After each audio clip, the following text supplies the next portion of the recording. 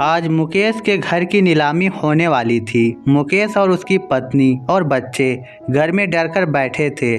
आज घर में चाय नाश्ता खाना कुछ भी नहीं बना था। मुकेश की पत्नी रीना बाहर लॉन में बैठी घर को निहार रही थी। कितने अरमान और यादें बसी थी उस घर में। रीना को रह रहकर याद आने लगी। घर की एक एक ईंट को लगते देखा था।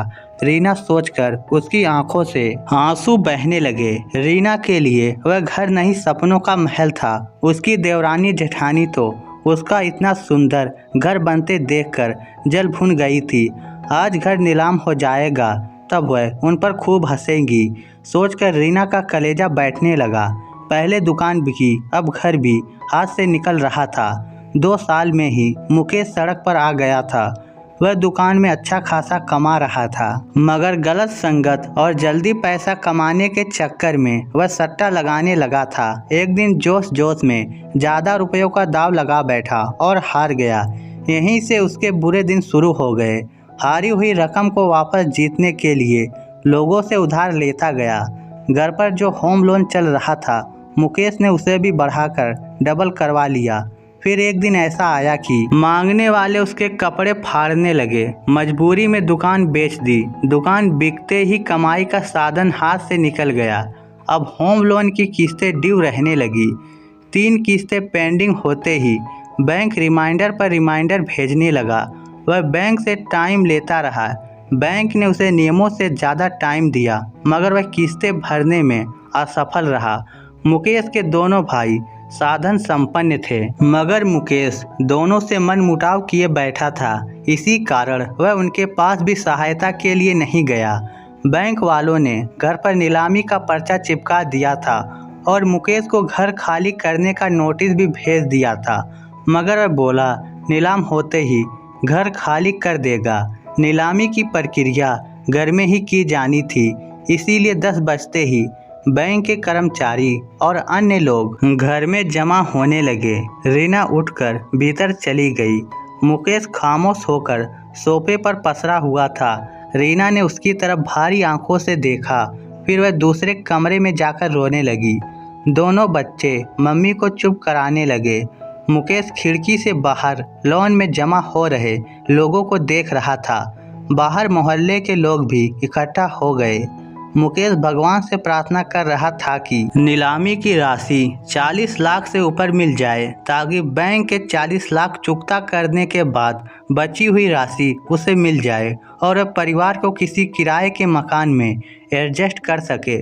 मुकेश जानता था आज के समय में ऐसा घर जमीन सहित 80 लाख में भी नहीं बन सकता, मगर बैंक ने उसके घर की बेस प्राइस 42 लाख रुपए रखी थी।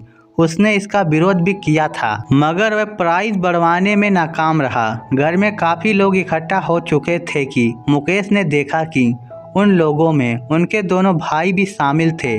भाइयों पर नज़र पड़ते ही मुकेश के माथे पर बल पड़ गए। उसने उन्हें मन ही मन एक गंदी सी गाली दे दी और कहने लगा, तुम लोगों की बद्दुआ मुझे ले डूबी। अब खुशियों की दीप जलाओ, मेरी बर्बादी का जश्न मनाओ। भाई उसके मनोभावों से अनजान बैंक मैनेजर से बात कर रहे थे। फिर मुकेश ने देखा उसके भाई बैंक मैनेजर को पैसे गिन रहे थे। वह सोचने लगा कि बिना नीलामी के ही ये लोग कैसे पैसे दे रहे हैं। उसे माजरा समझ में नहीं आया। फिर उसने ये भी देखा कि बैंक मैनेजर उनके भाइयों को कुछ कागजात सौंप रहा था। फिर मैनेजर और उसके साथी अपना ताम झाम समेट कर वहाँ से चले गए। घर खरीदने आए लोग भी एक एक करके चले गए। घर एकदम खाली हो गया। फिर मुकेश ने देखा उसके दोनों भाई घर के अंदर की तरफ आ रहे थे। मुकेश घबरा गया और आंख बंद करके सोफे पर लेट गया। कमरे के अंदर आते ही बड़ा भाई बोला, मुकेश। मुकेश हड़बड़ाते हुए उठने का नाटक करते हुए बोला, जी भैया। बड़ा भाई बोला, मन तो करता है तुम्हें कसकर 2-4 थप्पड़ लगाऊं, मगर तू बड़ा हो गया है, इसीलिए अच्छा नहीं लगता।